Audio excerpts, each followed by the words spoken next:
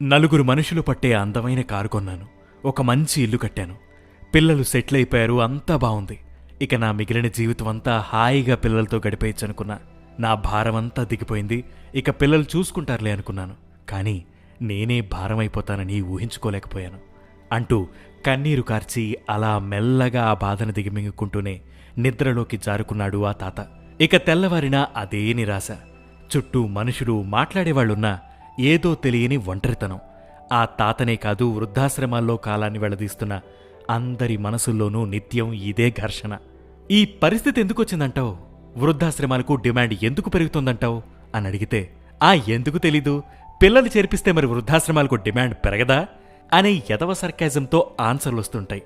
ఆ వెటకారాన్ని కాస్త మడిచి కాసేపు పక్కన పెడితే, అబ్బా అసలు ఈ పేరెంట్సు ఫ్యామిలీ అనే బాధ్యతల నుంచి కాసేపు బ్రేక్ తీసుకోవాలి బాసు, నా వల్ల కాదు, పేరెంట్స్ని అస్సలు చూసుకోలేను అని సన్నాయిలు నొక్కే వాళ్ళకి ఈ పాడ్కాస్ట్ అంకితం. ఏంటి వింటున్నారా? వినండి.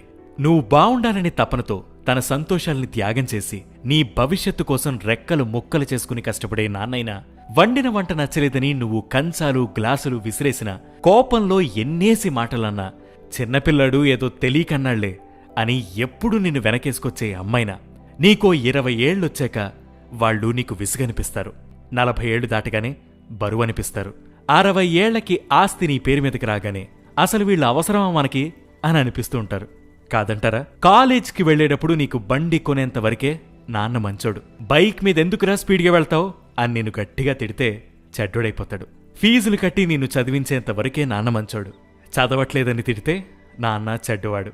నువ్వు చేసే ఎదవ పనుల్ని కప్పిపుచ్చేంత వరకు అమ్మ చాలా మంచిది, నాన్నకి చెప్తే పరమ చెడ్డది.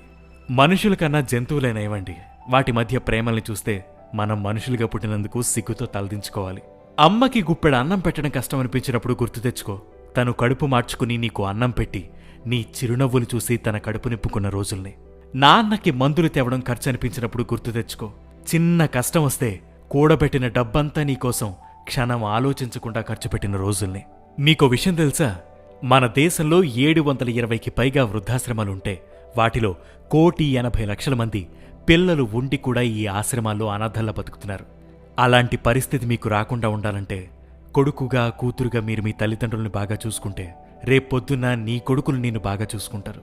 లేదంటే నేను కూడా నా పిల్లలకి భారమైపోతానేమోనని నువ్వు కూడా బాధపడాల్సి వస్తుంది.